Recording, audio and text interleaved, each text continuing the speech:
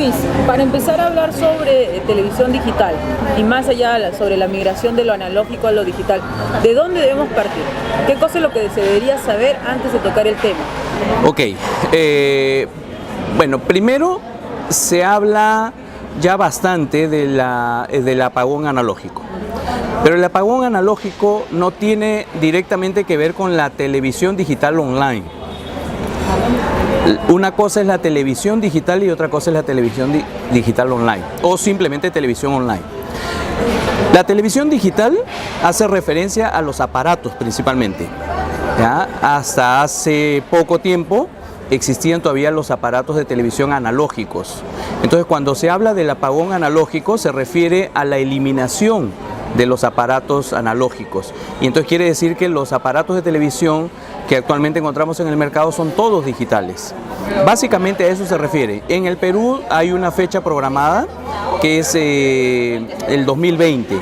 Esa fecha indicaría que en ese año ya dejarían de existir los aparatos analógicos, aparatos de televisión analógicos, y solamente se encontrarían en el mercado aparatos de televisión digitales, ¿ya? ¿Y cómo podemos entender el apagón analógico enfocándonos en lo que es la programación, las opciones de tener canales más allá de los tradicionales? Ajá. A ver, con la televisión digital, que sustituye a la televisión analógica, aparecen los Smart TV o los televisores inteligentes, ¿no es cierto? Entonces eso amplía el espectro de canales también, y no solamente estamos hablando de canales de señal abierta, sino que ya prácticamente todo el mundo cuenta con cable también en su casa, y además el acceso a internet y a contenidos audiovisuales y multimedia a través de internet. Entonces se amplían los canales, como dices, ¿no? Entonces básicamente es eso. Nosotros vamos a tener más acceso a mayor información audiovisual, multimedia, ¿no? ¿Tendríamos más oferta entonces? ¿Más oferta de producción, de medios? Sí, definitivamente tendríamos más oferta de contenidos, de medios, ¿no? Ahora, no estoy hablando solamente de canales de televisión, porque por ejemplo a través de nuestros Smart TV nosotros podemos tener acceso a algunas otras herramientas, como por ejemplo conocidos Netflix, pero también Spotify, o incluso Skype o WhatsApp y otras herramientas o aplicaciones que ya son de uso común, digamos, ¿no?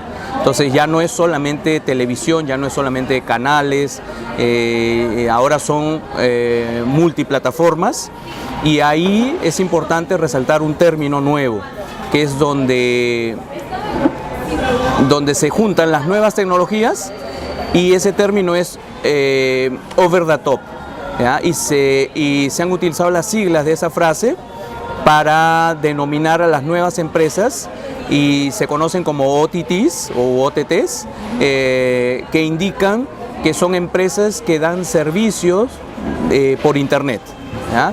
Para hacerlo más fácil, podría mencionar algunas que ya he mencionado, incluso Netflix, Spotify, WhatsApp, Skype, pero también Amazon Prime, Apple TV y otras bastante conocidas por nosotros, ¿no?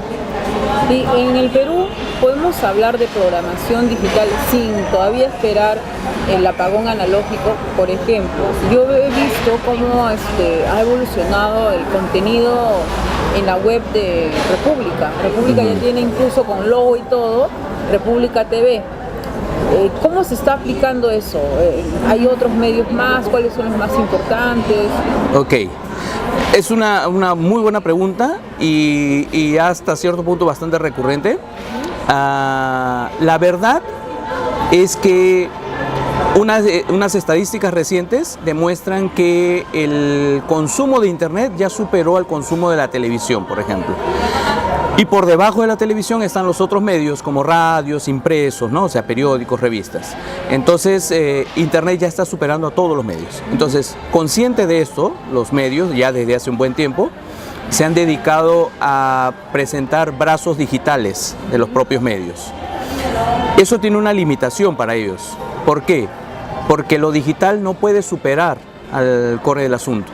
¿no? Entonces, en el caso de la República, por ejemplo, ellos necesitan un brazo digital, ¿ya? Y lo están trabajando bien hasta cierto punto, pero no pueden superar lo que son en el fondo, que son un medio impreso, porque si no, automáticamente se autoeliminan, ¿no? Ahora, respondiendo a tu otra pregunta, sí existen otros esfuerzos digitales o brazos digitales, ¿no? Y por ahí tenemos América TV Go, por ejemplo, Latina también ya lanzó su aplicación, ATV también, y por ahí han aparecido algunos otros. RPP tiene una versión digital también, El Comercio también, y así, ¿no? Pero, como te digo, ellos no nacieron digitales, ni pueden superar lo que son en esencia. Entonces ahí tienen una limitación. Por ahí también me han mencionado en algún momento, Willax. Willax de repente inicialmente tenía algo parecido a lo que debería ser un canal de televisión online, pero parece que no definieron bien el concepto y se desvirtuaron y pasaron a la televisión abierta y posteriormente a cable o viceversa, no recuerdo muy bien ahora. Pero el hecho es que dejaron de serlo, ¿no? Lo que podría haber sido un buen intento. Y ahí aparece recientemente Digital TV Perú, ¿no? Que es el primer y hasta el momento único medio netamente digital online. Que es nacido en el digital, pensado exclusivamente para el digital, sin intención de migrar al tradicional como le ocurrió a Willax. Exacto, definitivamente. Digital TV Perú, del cual soy parte, nació digital, continuará siendo digital y estamos buscando otras herramientas digitales para ampliar y para mejorar, pero en ningún momento pretendemos inclinarnos o desviarnos hacia señal abierta o cable como lo conocemos. No, esa no es nuestra intención. ¿Y cuáles son las bases de Digital TV, a diferencia de Willax, por ejemplo, obviamente sin incluir la migración a lo tradicional? ¿Qué es lo que le hace a Digital TV un canal netamente digital? Otra buena pregunta. Mucha gente, incluso de académica de la comunicación, no tiene muy claro qué es en verdad un medio digital o incluso una OTT, ¿no? Una de las características de lo digital, primero hay que recordar el comportamiento de los usuarios, ¿ya? El usuario promedio de contenidos audiovisuales y multimedia en internet quiere todo más rápido, más digerido o predigerido, quiere mayor información en el menor tiempo posible y, si es posible, totalmente visual, ¿ya? Entonces no esperan un texto muy largo, lo que esperan son imágenes o videos con un pequeño texto que complemente lo que están viendo, ¿ya? Entonces esos nuevos formatos digitales son características de Digital TV Perú también. Por otro lado, la interactividad es muy importante. Si tú no le permites al usuario interactividad, te conviertes en un medio más, un medio tradicional, convencional, un medio cualquiera, y no eres parte realmente de lo digital. Porque una de las características, ya todos conocemos, o es bastante conocido, sobre todo entre estudiantes y profesionales de la comunicación, el término de prosumer, ¿no? Que es el productor y consumidor al mismo tiempo, ¿no? Entonces, eso es lo que debe permitir un canal de televisión digital online, como Digital TV Perú, ¿no? Esas son básicamente algunas características. ¿Y Digital TV es el único canal digital en nuestro país? Sí. ¿Por qué? En el Perú hasta el momento solo existen 3 canales con plataforma audiovisual. Y plataforma audiovisual estoy hablando tipo YouTube, que todo el mundo conoce. Por cierto, YouTube también es una OTT, ¿no? Netflix también. Entonces, solamente hay 3 medios en el país, ¿ya? Y ya hemos hablado de que América y Latina no pueden, su lado digital no puede superar a su lado convencional, digamos así. Entonces, Digital TV Perú hasta el momento es el único medio totalmente digital. Sabemos, por ejemplo, de un comunicador, amigo nuestro, que ha lanzado sus canales en redes sociales, ¿no? Y su plataforma web también, o mejor dicho, su página web, ¿no? Con contenidos informativos, multimedia y todo. Pero al estar en las redes sociales, él no tiene capacidad y no tiene independencia y autonomía para monetizar, para manejar las calidades, para manejar los tiempos, porque todo depende de terceros. Entonces, diariamente se presentan muchos llamados canales, entre comillas, ¿no? Digitales, pero que al estar en las redes sociales no ofrecen todas las ventajas de tener una plataforma propia. Claro, ahora todo ya el que tiene fanpage, el que tiene un canal en YouTube, se hace llamar televisión digital, ¿no? Sí. En el caso de la República también, la República solo tiene Facebook, YouTube, pero ser un canal digital va más allá. Más allá. Más allá. Definitivamente. ¿Qué es ese más allá? ¿Qué cosa es lo que guarda ese más allá? Ok, por ejemplo, la República, el Comercio, RPP, América Latina, ellos comercializan sus contenidos principalmente en sus señales tradicionales o convencionales, ¿ya? Y no dependen de la comercialización en lo digital, hasta porque no pueden incluso, ¿ya? Entonces, ¿qué es lo que pasa? Si ellos intentan comercializar en Facebook, ellos no pueden presentar, por las políticas de las mismas redes sociales, no pueden presentar marcas, no deben presentar marcas, logotipos, publicidad de terceros. Entonces, ellos en realidad no tienen cómo monetizar eso. Al tener una plataforma propia, tú puedes presentar no solo tu contenido, sino tienes diferentes opciones de monetización. Entonces tú puedes, por ejemplo, ofrecer suscripciones a los clientes, además de la publicidad en los contenidos, ¿no? Y dentro de las suscripciones, tú tienes la suscripción de paquetes mensuales, trimestrales, anuales, o también tienes opciones de pay-per-view, ¿no? Entonces tú tienes un evento, vamos a imaginar un congreso en medicina, donde solo te interesa llegar al universo total de ese evento. Vamos a imaginar 5.000 médicos en Lima, especializados en esa área. Entonces, si tú alcanzas esos 5.000 o 4.900 de esos médicos, tú has conseguido el objetivo, ¿no es cierto? Y pagan solamente por ese evento. De lo contrario, puede ser que a otras personas le interese toda la programación, entonces pagan por una mensualidad. Esa es una forma de monetización que no la puedes hacer en las redes sociales, porque en las redes sociales tú no tienes cómo limitar la suscripción a tal o cual persona, ¿no? A tal o cual grupo, ¿no? Bueno, eso en cuanto a las redes sociales. Por otro lado, si tú utilizas YouTube o alguna otra plataforma similar como Vimeo, por ejemplo, no depende de ti necesariamente la mejor calidad, ¿no? Porque las redes sociales tienen un sistema de conversión, ¿no? De calidad de video, que no necesariamente te lleva a lo mejor. Entonces eso en la plataforma, en tu propia plataforma lo defines tú, ¿no? Entonces, El TV, para mencionar lo que es el único canal digital actual en nuestro país, ¿en qué nos apoyamos respecto a tecnología? ajá. ¿Cuál es su soporte? Bueno,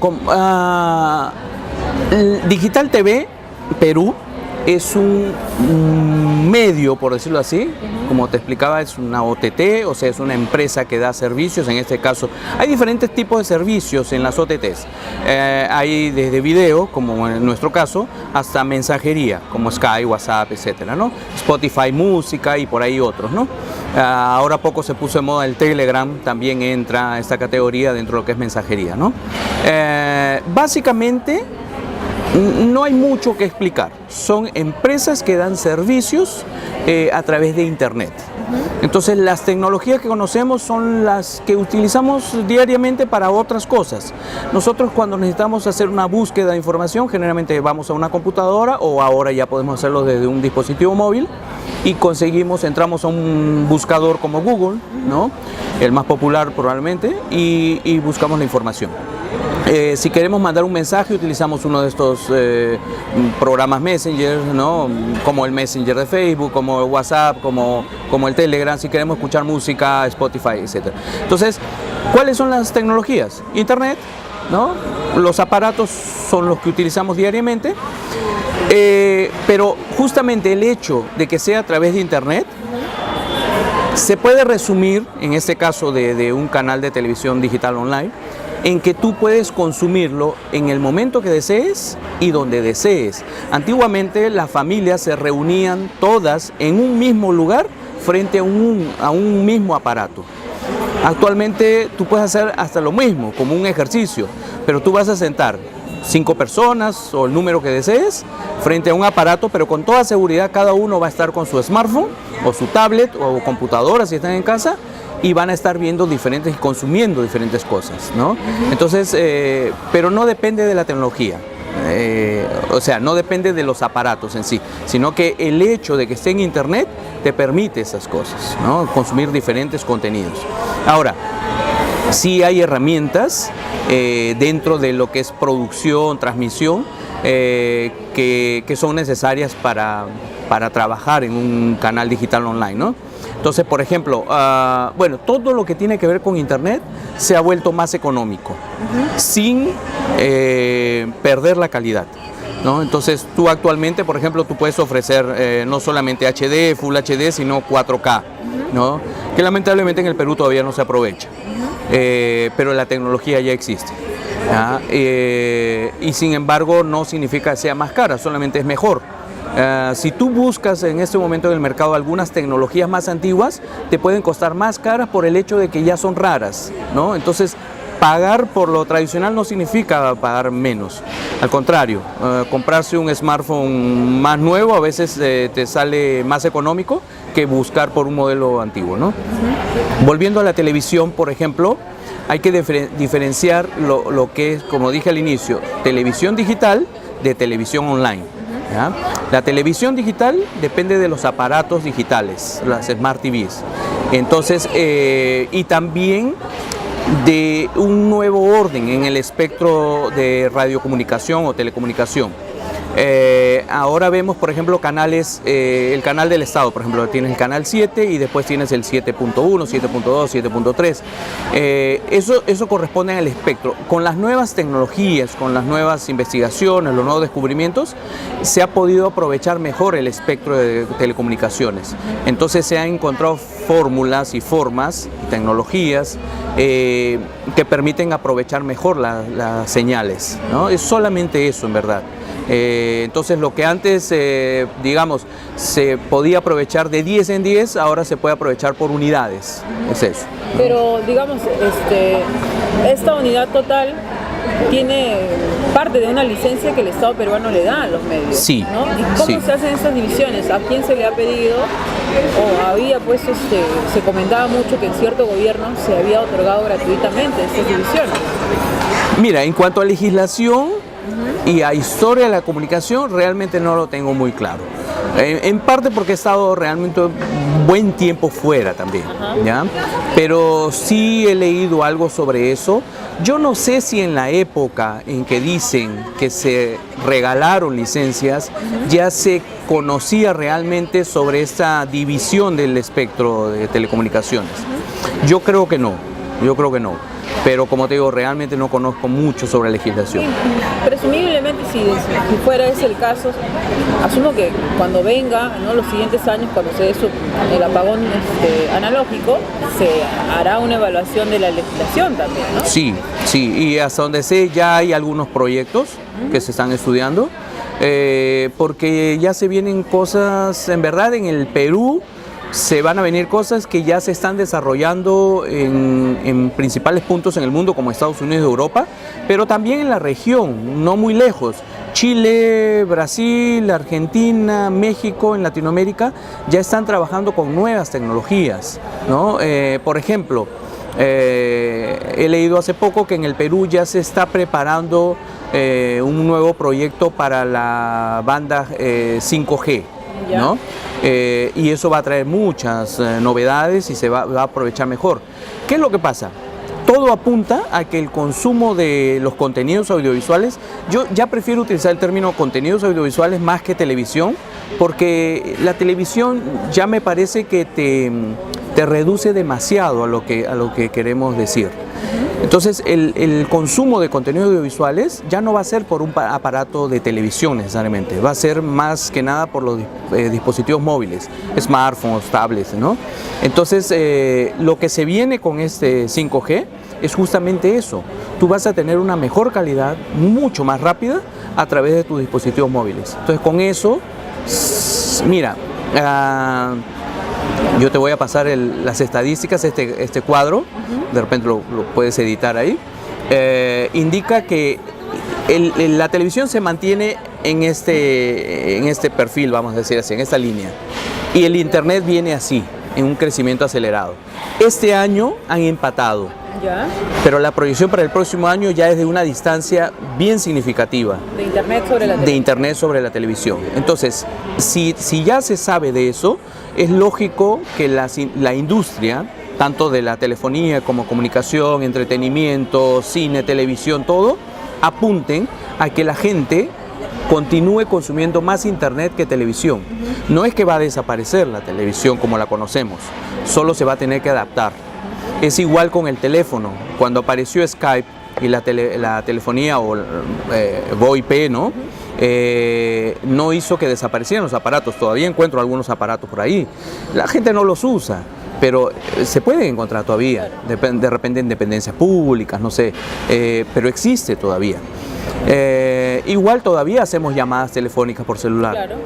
pero cada vez encuentro o recibo más llamadas por WhatsApp, por ejemplo, ¿no? Entonces, con esta nueva tecnología 5G, las cosas van a cambiar y todo te va a empujar a que tú consumas más Internet, ¿no? Pero con mejor velocidad, mejor calidad, con mayores recursos, con nuevas tecnologías, ¿no? Incluso eso va a permitir que por fin lleguen otras nuevas tecnologías al Perú, como el Internet de las Cosas, como inteligencia artificial, ¿no? Y ya podremos hablar ya de una realidad de la cuarta revolución industrial en el Perú, ¿no? Que justamente incluyen estas otras que he mencionado anteriormente, ¿no? Quisiera así que rapidito nos expliques acerca del Internet de las Cosas, de la cuarta revolución industrial, pero antes tengo una curiosidad. Cuando la televisión tradicional aparece en nuestro país, teníamos a los españoles y a los cubanos de maestros enseñándonos a hacer televisión tradicional. En la televisión digital, ¿a quiénes tenemos de maestros? ¿O es que esta sociedad global nos permite ser, no sé, aprender por nuestra cuenta?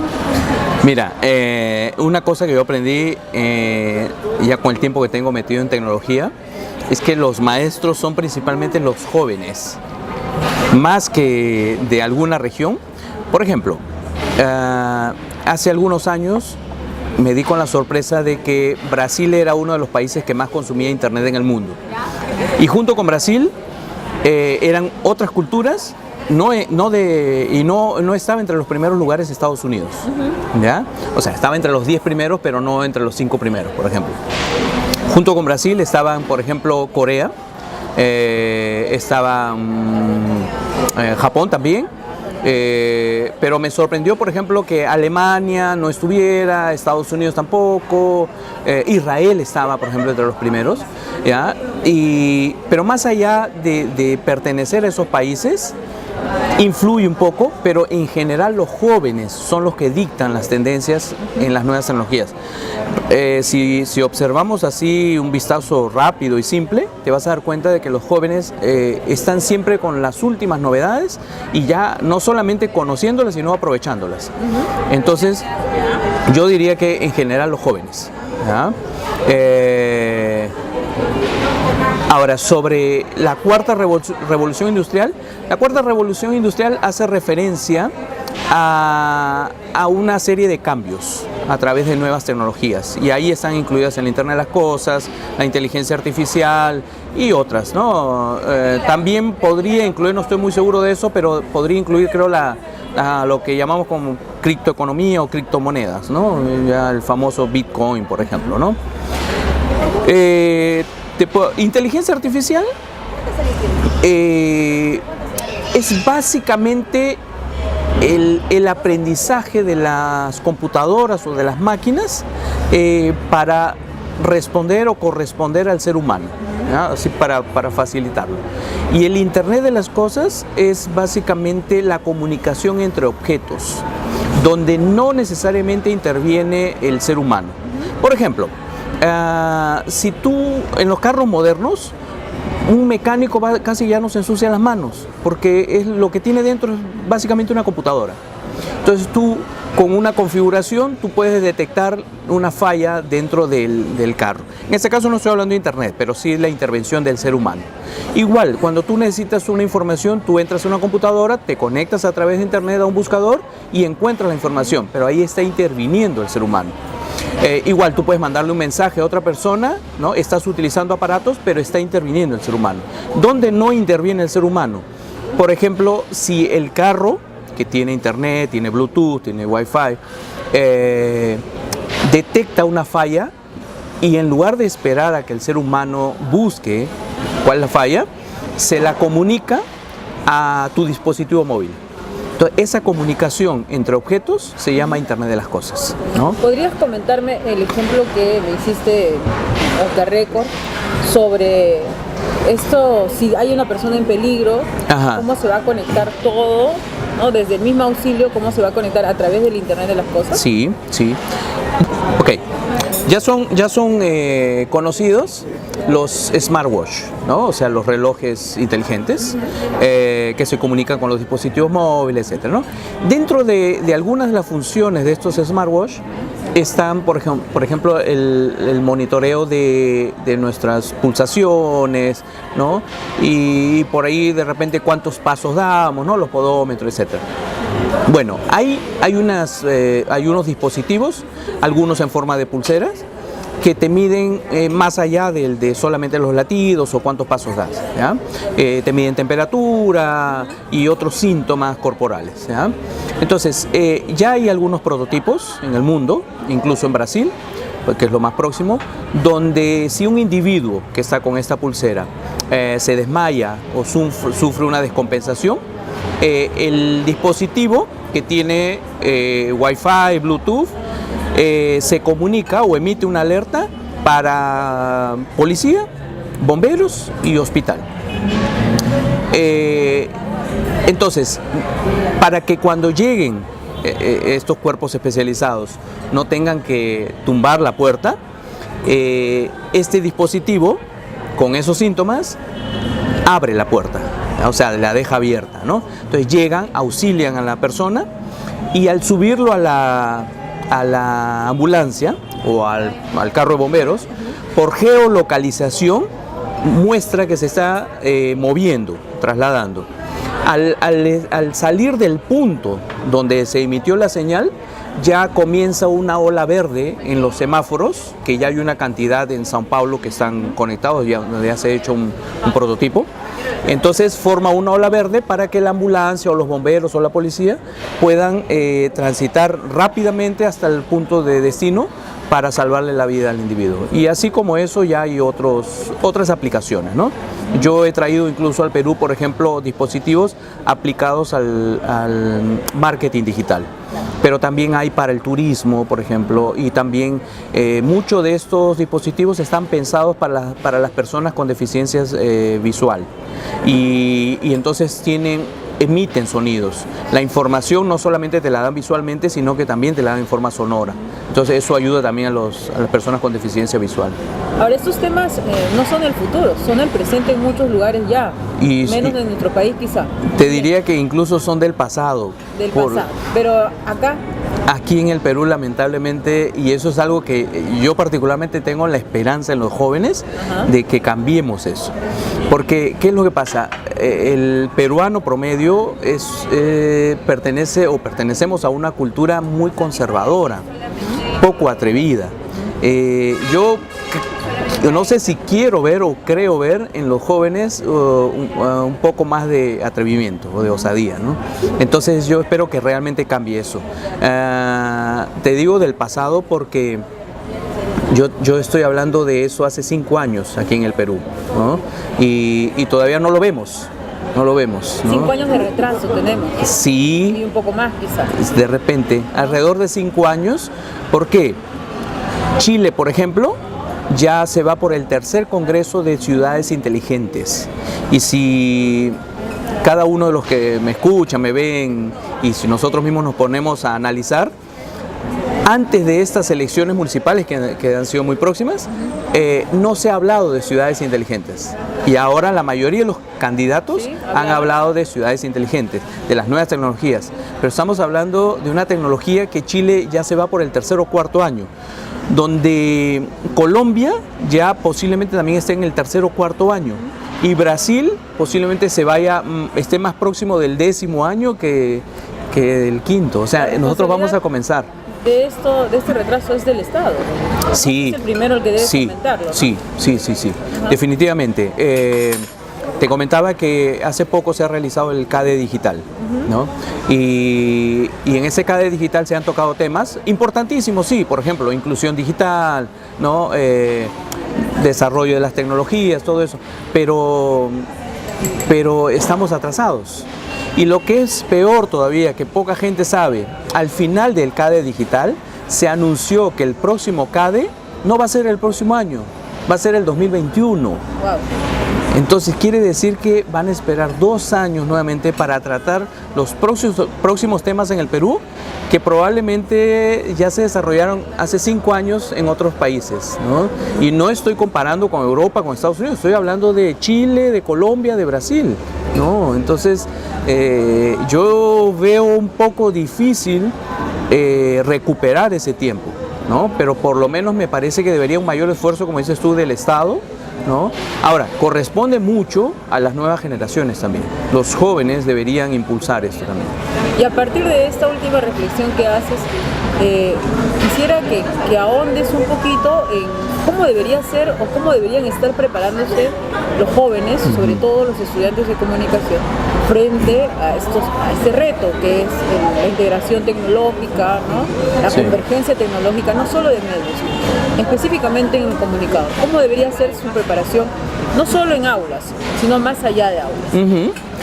El perfil en general del nuevo comunicador inevitablemente debe ser un perfil digital. Tengo la experiencia de haber hecho selección de personal para medios, y antiguamente uno seleccionaba un buen reportero, un buen camarógrafo, etcétera, etcétera. Actualmente es necesario que sean buenos, como siempre, los mejores van a triunfar, pero también es muy importante y muy necesario que sean multitareas, ¿no? Y no por reducir costos, sino porque realmente no se explica actualmente que un profesional de la comunicación no tenga conocimientos, por decirlo en forma coloquial, edición de video, diseño gráfico y fotografía,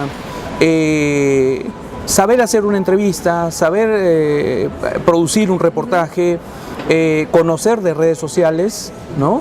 Y no estoy hablando ni siquiera de dominar estas áreas. Antiguamente, por ejemplo, cuando uno presentaba un currículum, había una diferencia entre tener un conocimiento básico de Office y tener un conocimiento avanzado de Office. Pero eso ahora ya nadie se preocupa si sabes Office, porque ya se sobreentiende que lo tienes que conocer. Ahora lo que hace la diferencia es el nivel de conocimiento de estas opciones, ¿no? Edición de video, diseño gráfico, fotografía, video, reportaje, entrevista, cámara de video, eso, y redes sociales, ¿no? Ahora, un consejo que yo le daría a todos los profesionales en general es que estudien o complementen sus estudios con el marketing digital. El marketing digital te permite conocer y de repente profundizar en algunas de las opciones del marketing digital. Incluso hay un curso que tiene las siguientes características que va a ser interesante para todo el mundo.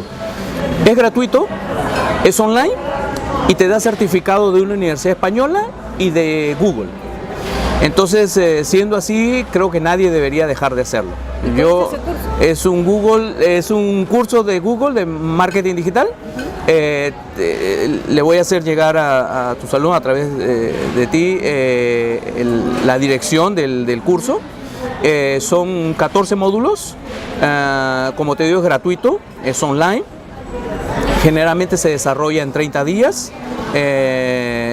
Cada módulo tiene un examen parcial. Ese examen parcial tú puedes desarrollarlo cuantas veces sea necesario o lo desees.